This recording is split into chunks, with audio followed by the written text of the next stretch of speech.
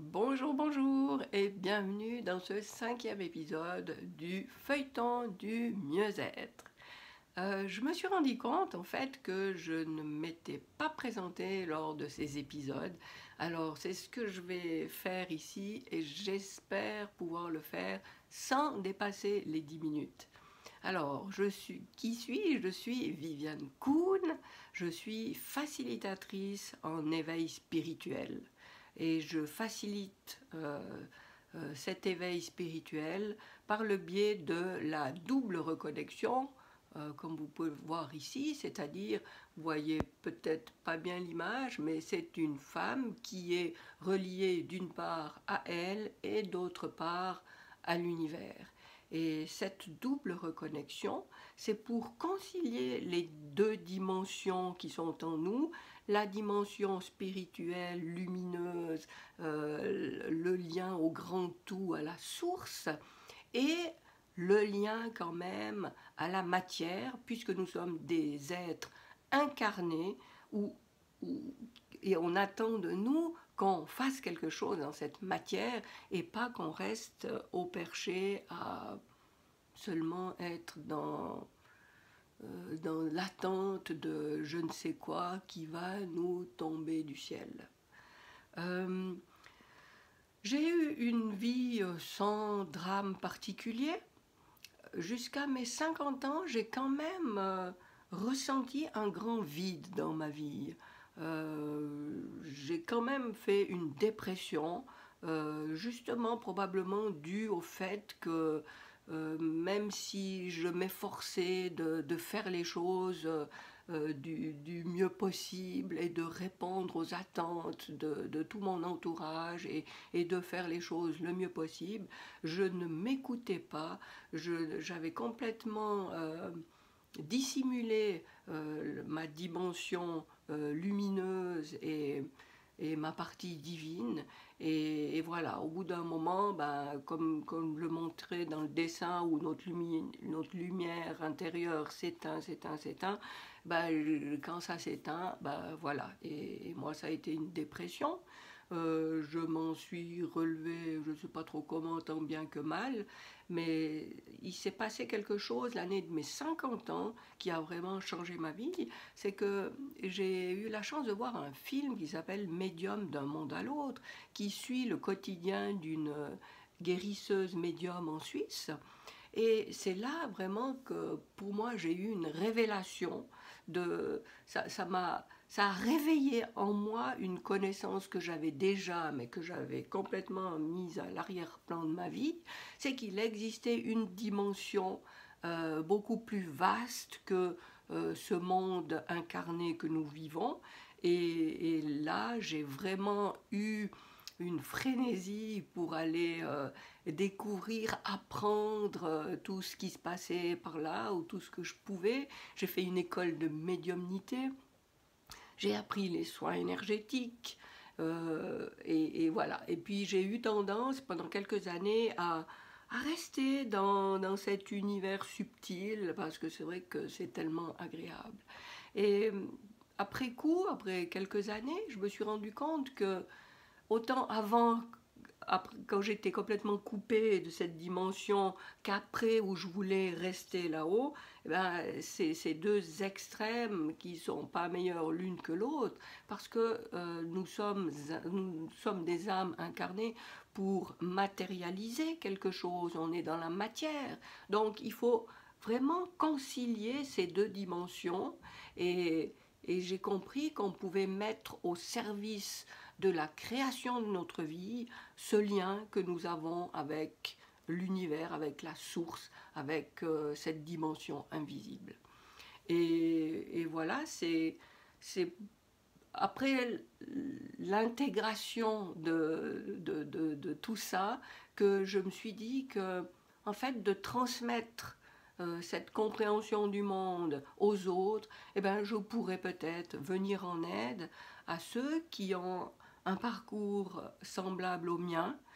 qui se sont mis au service de leur famille pendant des années et qui se sont toujours mis de côté et moins on s'écoute, moins on a envie de s'écouter, plus on se dit qu'un jour il y a quelque chose qui va se passer, qui va améliorer notre vie. Et puis non, ça n'arrive jamais. C'est vraiment à nous de prendre les commandes et puis d'orienter notre vie en fonction de nos besoins, en fonction de nos envies, parce que c'est comme ça qu'on peut raviver la flamme qui est en nous et offrir au monde la lumière qui émane de nous, dont le monde a justement tellement besoin. Si chacun parvient à rallumer sa lumière intérieure, on aura vraiment atteint quelque chose de magnifique pour le monde entier. Alors c'est pour ça que je me permets de, de me rendre visible pour tendre la main aux gens qui ont perdu le sens de leur vie, qui savent plus trop pourquoi ils font ce qu'ils font et qui s'efforcent de le faire toujours le mieux possible, qui attendent la reconnaissance du monde extérieur, qui se soumettent aux attentes et oui, aux critiques, aux jugements de l'extérieur, alors que tout est en nous, tout peut émaner de nous de manière lumineuse et on se détache complètement du jugement des autres et on se contente de choisir ce qu'on veut porter à la connaissance du monde et de le faire en s'écoutant. Euh, voilà pour mon parcours. Qu'est-ce que je pourrais ajouter? Oui, que tout le travail que j'ai fait sur moi-même, ce que certains appellent le développement personnel, moi j'appelle ça l'éveil spirituel, quand on est arrivé au fond du trou et puis qu'on a perdu le sens de tout et puis qu'on se dit mais bon ça peut pas continuer, il faut que je trouve quelque chose, que je trouve une issue. Et c'est à partir de ce moment-là qu'on prend conscience qu'on veut aller vers autre chose. Moi, j'appelle ça l'éveil spirituel. Et voilà, oui, ce que je pourrais rajouter, c'est que après avoir cheminé un moment sur ce chemin, j'ai pu prendre conscience de quelque chose qui remplissait déjà pas mal l'intérieur de ma pastèque, qui polluait beaucoup ma vie, c'est le syndrome de l'imposteur. Et je vous promets que les premières fois que j'ai entendu parler de ça, je me disais, oh non, non, moi je suis pas du tout concernée par ça. Et puis ça d'ailleurs c'est un très bon indice quand vous entendez parler d'une notion ou quelqu'un qui vous parle de quelque chose, ou vous pose une question et puis que vous êtes là, vous dites, ah non, non, moi ça me concerne pas du tout. Eh ben, c'est un très bon indice pour vous arrêter un moment et puis creuser un peu. Parce que souvent, les choses qui ne vous parlent pas du tout, c'est des trucs qui sont gros, mais alors immenses chez soi, qu'on n'est même plus capable de les voir. Alors, c'est vrai que moi, quand j'entendais parler du syndrome de l'imposteur, déjà, je ne comprenais pas trop ce que ça voulait dire, puis je me disais, ça ne me concerne pas. Et après coup, oui, je vois que j'ai été concernée par ça depuis toute petite. Et maintenant, je relis des épisodes dans ma tête de mon enfance où je me dis, waouh, c'est fou, comme déjà là, sans aucune raison, j'avais ouais, j'avais une lecture d'événements qui était complètement fou parce que voilà, lié à mon syndrome de l'imposteur qui était déjà très présent. Donc, vous pensez bien que d'être là devant vous et de m'exprimer comme ça, euh, ça veut dire que derrière moi, j'ai déjà dû franchir beaucoup euh, de chemin, user pas mal de chaussures sur ce chemin pour oser venir là, pour ne plus avoir peur de ce que certains d'entre vous pouvaient penser de mal à mon égard, parce que si vous pensez du mal à mon égard, ça ne va pas impacter ma vie. Par contre, si je peux vous aider, ça c'est important, même s'il n'y a qu'une seule personne qui m'écoute là